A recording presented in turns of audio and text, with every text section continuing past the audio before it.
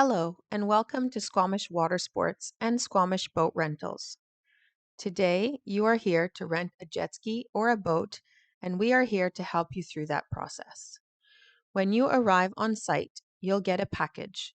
Your package will include your temporary boat license, rules, regulations, and waivers, and a series of different maps to help guide you through your experience. Your temporary boat license will be issued to you upon agreement and understanding of all the information presented on the document. If you have your own pleasure craft license, you can present it to our staff in order to skip the temporary boat licensing process. Please note that this video does not cover all the topics of the pleasure craft rental agreement. You are still required to read this document fully prior to departing for your experience. Let us begin with the life jackets. Life jackets are important on every watercraft vessel. They are Coast Guard regulated. It is your job to make sure that you have the correct size life jackets for every passenger on board before departing for your experience. On jet skis, life jackets and a wetsuit are required to be worn at all times. On the boat, if any passenger is not comfortable swimming, it is strongly recommended that they wear their life jacket throughout the experience. As a driver, you are the one responsible to make sure that all necessary life jackets are on board. Your vessel is equipped with a boat safety kit that includes a floating rope, a whistle, a bailer bucket, and a flashlight. These are in your vessel to meet Coast Guard regulation. Before your departure, please check in with our staff to ensure you understand what the safety equipment is used for and where it is located on your vessel. It is important to know how to use these items if necessary on your experience. Let's review the key elements for this rental. To operate the vessel, you must be at least 21 years of age, proficient in English, have a valid driver's license, and have reviewed and signed our pleasure craft rental agreement and the rental boat safety checklist, or have your own pleasure craft license on hand. It is important to review all the maps so that you understand the area to which you are going to explore and experience. Throughout your experience with our rental vessel, you must stay within the waters of the Howe Sound and travel no further than Gibsons and Horseshoe Bay. You are not permitted to enter the Squamish River, drive the vessel in less than 3 feet depth, and agree to keep the vessel no less than 200 meters away from any shoreline unless approaching an official dock for parking. Upon your return, you must call us at the numbers provided upon re-entry of the blind channel. If you are going at appropriate speeds, it will take you approximately 10 to 15 minutes to then approach the dock. For additional clarification, please ask a representative for more help. It is your responsibility to communicate if you need additional assistance to understand and read the maps provided. While on the water, buoys are used to indicate where to travel. They may be used to mark a navigational channel. For a location marker, they may also help you indicate where it is too shallow to drive. On your experience, you will see red and green buoys in our channel, here in Squamish. These buoys indicate the deepest area of the channel and thus indicate the navigational channel. You must keep your vessel within these buoys to ensure safe depth for your vessel. Upon entering and exiting the blind channel in Squamish, there is a piling with a locational marker indicating the arrival to the blind channel. Out on your experience, you will likely see very little buoy markers. However, a good principle to understanding is the saying, red, right, return, when seeing red and green buoys. That means when you are returning to harbor, the red should be on your right, and thus these are reversed when exiting. If you need any more clarification on buoys and what you may encounter while out on your experience, please ask our staff for additional assistance. There are many rules and restrictions, such as speed limits and off-limit areas that must be followed to guarantee a good experience. In the following section, we will inform you of local hazards such as shallow areas, submerged objects, and other water users. We will also touch upon tides and weather patterns for our area. Some of the local rules and etiquette on the water for our specific region of the Howe Sound in Squamish are as follows. You must drive dead slow throughout the entire navigational channel called the blind channel, ensuring you do not create a wake behind your vessel. For vessels with a speedometer, this is approximately 5 kilometers an hour in speed. Throughout your drive through the blind channel, you will pass by marinas, First Nations land, as well as an active log sort before noticing that the channel opens. Once you have fully exited the channel, you are permitted to increase your speed. Please be aware that if someone next to you does not follow the rules, it does not give you the right or the opportunity to not follow the rules yourself. Your water vessel will be equipped with a GPS that allows us to track your speed and location.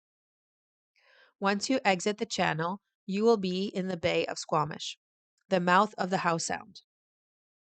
This area is often a busy water sports recreational zone. You will likely see many paddlers and windsport users. As a motorized vessel, you must give way to all these other water users.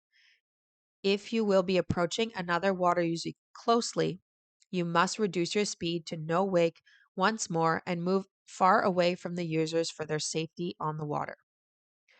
Please be aware that the other channels surrounding Squamish, such as the Squamish Slough, the estuary, and the Squamish River, are all out of bounds. While you are enjoying your time on the water, please remember that you must always give way to non-motorized water users, as well as large ships, such as the cargo ships that come into the international port located at the base of the Howe Sound. If another water user approaches you, it is best to slow down and stop and let this user make the decision as to how to get around you, then increase your speed. If you were to react and turn in a certain way, as well as them doing the same, it could lead to an accident. The waters of the Howe Sound are very deep, and as a result, for the most part, most areas will be easy and safe to drive through. There are a few local hazards to be aware of out on the water. The first you will encounter is the sandbar on the left-hand side of the blind channel once you pass the boat launch. Please make sure you stay close to the right-hand side of the channel at this time and follow a straight line out of the channel. This will put you beside the log sort on the right. Once you see a log sort on both sides of you, you can remain in the center in order to depart safely. Once out in the Howe Sound, there are 2 large sandbars located in front of the Squamish Spit. Depending on the tides, you may be able to drive over them. They may create a shallow water area that cannot be seen but can damage your vessel, or they may be fully exposed. Since Squamish experiences 16-foot tides, we recommend that you do not go in this area as it is very difficult to know when it is safe to pass over the sandbars. To avoid these sandbars, follow the straight line out of the channel, staying along the left-hand side of the bay until you have passed the Squamish Spit. While out on the water, it is important to keep your close eye ahead to observe any obstructions or obstacles in or on the water. Squamish has many active logging areas that often yields logs and debris floating on the water. The sound is also at the mouth of a strong and large river that can push dead logs down the river at any time. For this reason, it is important that you always pay attention to what is in front of you while driving. Not all hazards are obviously seen, as many can be slightly submersed underwater. Tides can be checked online with the Squamish Tide Forecast up to 2 weeks ahead. Please be informed on what the tides are doing at the time of your experience, as this can affect currents as well as obstructions on the water. The typical weather patterns of Squamish on a sunny day often produce limited to no wind in the mornings, with winds building up to 20 knots pushing in towards the harbor starting late morning and into the evening, with the winds dissipating at some point in the later evening. While this is a common pattern on sunny days, it might not always be the case. Feel free to ask our staff for additional clarifications as to what weather patterns we are anticipating on the day of your experience. Motorized water vessels have many unique characteristics that differ from more commonly used land vehicles. Let's look at some key points that will help you enjoy a safe and fun experience.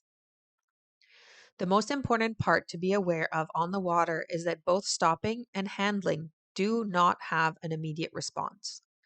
As a result, additional distance is required for safely maneuvering around the water.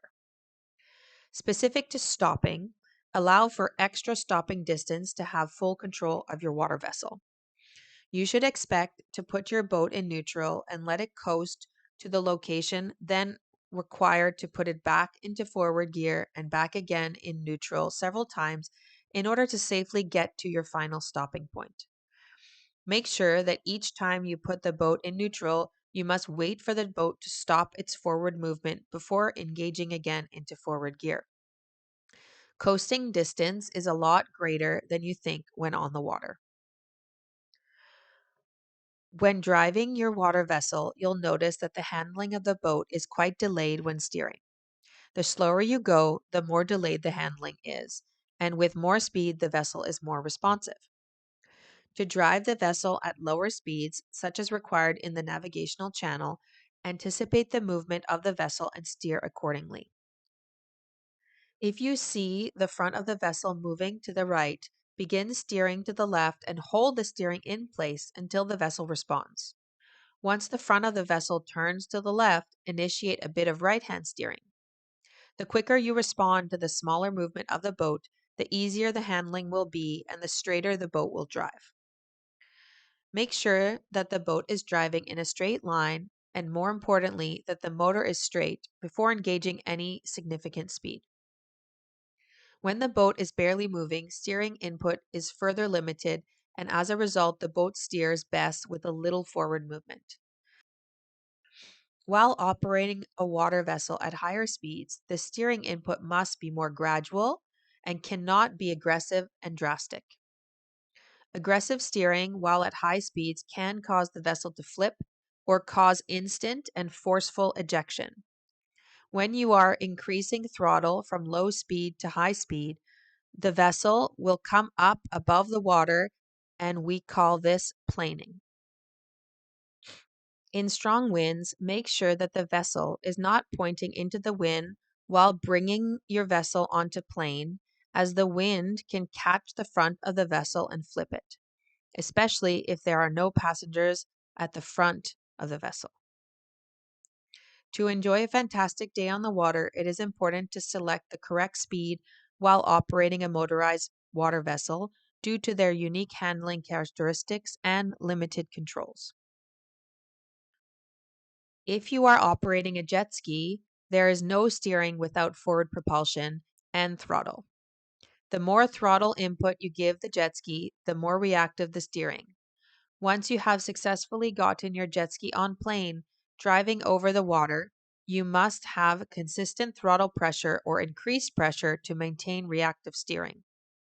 Because of this last, you must always choose a conservative speed and lots of distance around others.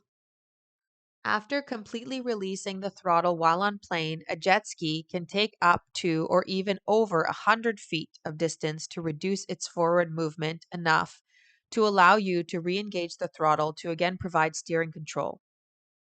With that being said, stopping distance increase with your speed and can take more than 150 feet to come to a complete stop when at higher speeds.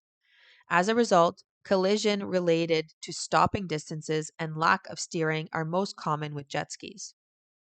Due to its ability to drive at higher speeds, severe injuries can occur. Aggressive steering while at high speeds can cause the vessel to flip or cause instant and forceful ejection. The jet skis are the most prone to flipping or passenger ejections while driving at high speeds. The boat will handle poorly without forward propulsion. As a result, you must anticipate and plan your approach. Always approach with a slower speed than you think is needed, since steering has best response in forward propulsion. For outboard motors, The motor must be fully submersed in the water when on at all times, or major damage will occur. Additional fuel is present on the vessel. If necessary, it can be used and paid for after the rental. Make sure to refill or replace the gas tank prior to the tank running dry to ensure a smooth ride throughout for our boats. At the end of the rental, when ready to pull into the Squamish Watersports harbor, wait for our staff to direct you in doing it safely. Specific to the jet ski, there is zero steering without forward propulsion. Therefore, you must enter at a slower speed than one would think is necessary to allow for steering throughout any maneuver. The suction from the vessel jet drive intake can pull loose items into the engine, so you must keep loose objects away from the intake grate on your jet ski. Do not approach another vessel while your vessel is in motion. If you bump into another vessel, you risk damaging the body of the vessel. Reduce speed to slow when within 100 feet from another moving vessel. Stopping the engine will not stop the forward motion of the vessel and will lead to a loss of steering control when the throttle is released or when the engine is turned off. When crossing the path of another boat, you must yield or give way to the boat on the right-hand side. If there is a threat of collision, you will slow down immediately and steer away or even stop. When you meet a boat head-on, you will steer to the right to avoid collision and guarantee safe communication. When overtaking another boat, in other words, when you are passing another boat, you will be passing on either the left or the right side with a large and safe distance to respect everyone on the water and for your own safety. You must yield to all non-motorized boats, including sailboats, canoes, kayaks, and stay away from large commercial vessels. While navigating on the water, please make sure that your movements are clear for other users to ensure good communication and avoid collision. While on the water, you must always keep an eye on what is going on around you and, more importantly, what and who is ahead of you. Keep an eye out for other boat users, water users, as well as navigational hazards such as logs to stay safe and enjoy your experience. Also, be aware of the sky above you and the weather patterns expected for the day to plan a safe return to harbor. While on the water, alcohol and drugs are not at all permitted for any passengers at any time throughout this experience. Operating under the influence of drugs or alcohol is a criminal offense. Water police are often on the water throughout the summer to ensure that all water users are being safe and responsible. While operating your boat or jet ski, it is important to operate the vessel at a safe speed for the conditions and your experience. This safe speed should allow you ample time to assess your surroundings and react when appropriate if approaching a hazard in the water. Some obstacles are barely visible due to waves and other water conditions. While enjoying your time on the water, it is important to stay clear of any swimmers. If you choose to enjoy the water yourself, make sure that your motor is off and the kill cord has been removed, hence ensuring the motor cannot be restarted while swimming around the vessel. While enjoying your experience, if you have any questions or concerns, please reach out to our staff via the phone numbers provided in your rental package, and we will do everything in our power to help. With that being said, as soon as you leave the harbor for your experience, you are now responsible for the vessel and your safety. It is important to act on the air of caution when you are unsure of something. If you feel that dangerous weather is soon to occur, please return back to our docks immediately or call us for our feedback. If someone falls overboard, the safest way to pick them up is to slowly drive around to the person and shut the motor as soon as the person is in the proximity of the boat. They can then swim a few lengths to get to the boat and climb aboard with the motor off. If they do not know how to swim, they should be wearing their life jacket at all times, and the safety rope located in the boat safety kit can be thrown in their direction to allow the member in the boats to pull them towards the vessel. If for whatever reason the motor does not start, please see the onboard manual for quick recovery solutions. Otherwise, give our shop a call for help. If you are not an experienced boater, please make sure to stay in a cell phone reception area during your outing to ensure you can always reach someone if you are in need of assistance. If your vessel was to run aground or capsize, please stay together and contact us to provide assistance, or get someone's attention on the water to also help. Our shop also communicates with VHF radios and can be contacted by any other boat users with a radio. Please ask our staff for the channel that we are using on the day of your excursion. If you encounter a water vessel or any water user in distress, it is your responsibility to go assist them or at least assist them with a distress call as per the maritime law. A whistle or foghorn is provided on board to help communicate any problems with other users on a boat. When operating your boat or jet ski, it is absolutely imperative that you wear a kill cord securely attached to your wrist or life jacket to ensure that the motor will turn off if you were to fall overboard. Avoid sharp turns or other maneuvers that will make it difficult for other water users to understand where you are going and avoid collision. You are not permitted to ride at night as the boat and jet ski does not have the proper navigational lights or permissions to be driven after dusk. You will respect the maximum load of the water vessel and follow the correct number of people allowed for the vessel.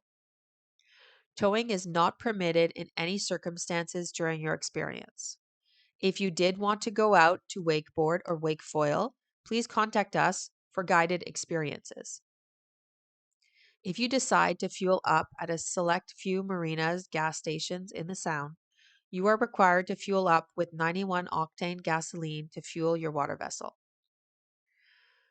We have now gone over the rules and regulations and the rental boat safety checklist, which provides you with a temporary boat license for the day.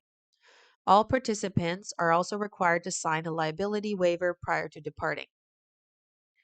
At this point, if you have any additional questions, please ask our staff to go over this information. By embarking on our water vessel, you agree that you have gone through all our provided documents and understand each point clearly. It is your obligation to ask our staff for additional assistance of clarity on any of the matters of both the video and your documents. Before your departure, one of our staff will walk you through the controls of your particular water vessel.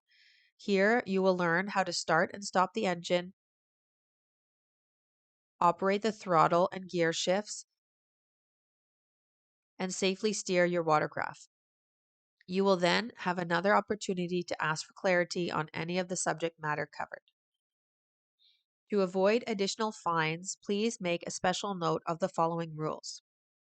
You must drive dead slow, meaning 5 kilometers an hour or slower, the entire way out of the blind channel, ensuring your vessel does not create any waves behind it. You are not permitted less than 200 meters from any shoreline. You are not permitted to drive up the Squamish River into the Squamish Estuary or the Squamish Slough. No alcohol or drugs are permitted on board at any time. You must slow down and give way to any non-motorized water users without exception. You are not permitted to operate in less than 3 feet depth. You understand that aggressive or unsafe driving is not permitted. This will be judged by the experienced and certified Squamish Watersports staff that will be on the water during your experience and not of your opinion. It is your responsibility to ask questions if you are unclear about anything in this rental agreement. Your water vessel will be equipped with a GPS that will track your speed, travel, and location to help us provide a safe experience for yourself and others on the water. Following the rules will not only ensure you enjoy a safe experience on the water, but will also prevent any additional charges due to possible damage of the vessel. We hope you have a great time out on the water and look forward to your safe return.